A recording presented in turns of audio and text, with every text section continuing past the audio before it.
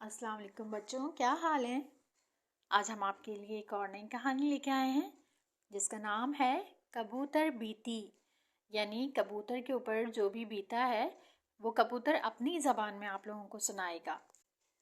وہ میری پرواز کی مشق کا تیسرا دن تھا جب میری زندگی کا انتہائی ناقابل فراموش واقعہ پیش آیا۔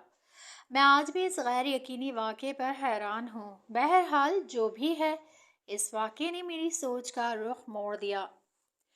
میرے والدین مجھے اڑنے کی تربیت دے رہے تھے۔ میرے جوش و خروش کو دیکھتے ہوئے میری والدہ نے سختی سے تاکید کی تھی کہ میں زیادہ بلندی تک نہ اڑوں، کیونکہ میرے پر ابھی کمزور تھے۔ لیکن اس دن مجھ سے رہا نہیں گیا۔ چمکیلی دھوپ میں بلندی پر اڑتے پرندے نیلا آسمان کی رونق بڑھا رہے تھے۔ میرا دل بھی چاہا کہ میں بھی آسمان پر کلا بازیاں لگاؤں، دوسرے پرندوں سے مقابلہ کروں۔ میں اپنے والدین سے آنکھ بچا کر اونچی پرواز کے لیے پر تولنے لگا۔ مجھے اونچا اڑنا تھا، لیکن میں نے جب اڑان بھری تو تھوڑی دیر بعد میرے پر توازن برقرار نہ رکھ سکے اور میں ہوا میں اڑنے کی بجائے زمین پر گرنے لگا۔ میرا سر چکرانے لگا اور آنکھوں کے سامنے اندھیرا چھا گیا۔ چند ہی لمحوں میں زمین پر گر چکا تھا۔ ابھی میں نے مشکل سے آنکھیں کھولی ہی تھیں کہ اچانک ایک بلی نے مجھے منہ میں دبا لیا اور تیزی سے بھاگنے لگی۔ مجھے اپنی موت یقینی لگ رہی تھی۔ میں نے دل ہی دل میں اللہ سے دعا کی اور اپنے والدین کے بارے میں سوچنے لگا۔ میں شرمندہ تھا، خوف زدہ بھی۔ میرا دل اتنی تیزی سے دھڑک رہا تھا کہ میں اس کی آواز اپنے کانوں میں سن رہا تھا۔ لیکن ایک عجیب بات ہوئی۔ بلی نے مجھے منہ میں دبایا ہوا تھا، پھر بھی میرا دم نہیں گھٹ رہا تھا۔ میرے گلے میں بلی کے دانتوں کی چبھن بھی نہیں تھی۔ میرے دل کی دھڑکن اور حیرانگی مسلسل بڑھ رہی تھی۔ میں کچھ بھی سمجھنے سے قاصر تھا۔ 5 منٹ بعد ہم ایک گھر کی دہلیز پر تھے۔ میرے کانوں میں کچھ اور بلیوں کی آواز آئی اور پھر بات میری سمجھ میں آ گئی کہ مجھے اتنی نزاکت سے کیوں پکڑا گیا ہے۔ شاید یہاں دعوت کا اہتمام تھا اور توم خاص کوئی اور نہیں بلکہ میں تھا۔ میرا جسم خوف سے ٹھنڈا پڑنے لگا، لیکن بلی مجھے منہ میں دبائے ہوئے انتہائی احتیاط اور تیزی سے اوپری منزل کی جانب چلی گئی۔ یہ سب کچھ اتنا تیز رفتاری سے ہوا کہ دوسری بلیوں کو خبر بھی نہ ہوئی۔ اس بلی نے مجھے احتیاط سے فرش پر رکھ دیا۔ میرا حلق خشک ہو رہا تھا۔ میں بار بار پانی کے لیے منہ کھول رہا تھا۔ بلی اب میرے سر پر کھڑی تھی۔ وہ شاید مجھے اکیلے کھانا چاہتی تھی۔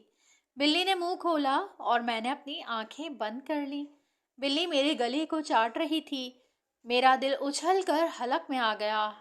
میرا آخری وقت سر پر کھڑا تھا، لیکن کافی دیر تک چاٹنے کے بعد بھی بلی نے مجھے ہلاک نہیں کیا۔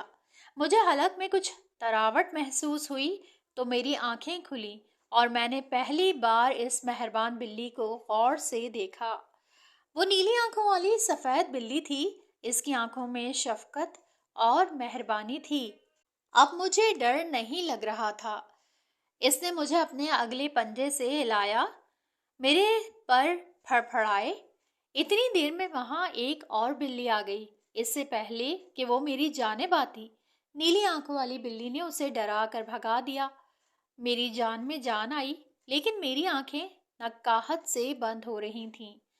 میں بے سدھ فرش پر پڑا تھا۔ اس بلی نے مجھے ہلایا، لیکن مجھ میں ہمت نہیں تھی۔ تھوڑی دیر تک میں ایسے ہی بے حس و حرکت پڑا رہا۔ تھوڑی دیر بعد کچھ انسانی آوازیں اور ایک بلی کی میاؤں میاؤں میرے کان میں آئی۔ مجھے ٹھیک سے یاد نہیں، بس اتنا ذہن میں ہے کہ کوئی کہہ رہا تھا یہ کبوتر کا بچہ زخمی ہے۔ ایک اور آواز کسی خاتون کی تھی جو مجھے پانی پلانے کا کہہ رہی تھیں۔ بلی کی میاؤں میاؤں مسلسل سنائی دے رہی تھی۔ پھر کسی نے مجھے اپنے ہاتھوں میں اٹھایا اور میرے زخموں پر دوا لگائی اور مجھے پانی پلایا۔ پانی حلق میں اترا تو میری جان میں جان آئی۔ میں نے جی بھر کے پانی پیا۔ اب میری حالت پہلے سے بہتر تھی۔ میری آنکھیں پوری طرح کھل چکی تھیں۔ مجھے ایک لڑکے نے ہاتھوں میں پکڑ رکھا تھا اور نیلی آنکھوں والی سفید بلی اس کے پاس کھڑی تھی۔ مجھے گھر کی چھت پر بنے کابک میں چھوڑ دیا گیا، جہاں میرے والدین بھی تھے۔ دانا اور پانی بھی میرے قریب ہی رکھ دیا گیا تھا۔ میرے والدین میری کہانی سن کر حیران رہ گئے۔ انہوں نے اللہ کا شکر ادا کیا کہ میں خیریت سے واپس آ گیا۔ آج بھی جب میں اس واقعے کے بارے میں سوچتا ہوں تو حیران رہ جاتا ہوں۔ نیلی آنکھوں والی سفید بلی، میں ہمیشہ تمہارا شکر گزار رہوں گا کہ تم نے میری جان بچائی۔ کیسی لگی کہانی؟ اس سے ہمیں کیا سبق ملتا ہے؟ اس سے ہمیں یہ سبق ملتا ہے کہ ہمارے ماں باپ اور ہمارے بڑے جو ہوتے ہیں، بڑے بہن بھائی ہیں، کوئی بھی بڑے ہیں، ہمیں کسی کام سے منع کر دیں تو ہمیں اس کام کو کرنے کی کوشش بھی نہیں کرنی چاہیے۔ اب دیکھو، اس کبوتر نے اڑنے کی کوشش کی اور کتنی پریشانی میں وہ پھنس گیا۔ پھر ہماری پریشانی دیکھ کر پھر ہمارے بڑے بھی ہمیں دیکھ کر بہت پریشان ہوتے ہیں، تو ہمیں ایسا کوئی کام نہیں کرنا چاہیے، ہے نا بھائی؟ ان کاموں سے بچنا چاہیے۔ پیارے پیارے بچوں کو سمجھ آ گئی ہوگی یہ بات۔ اب اگلی کسی کہانی میں ملاقات ہوگی۔ اللہ حافظ۔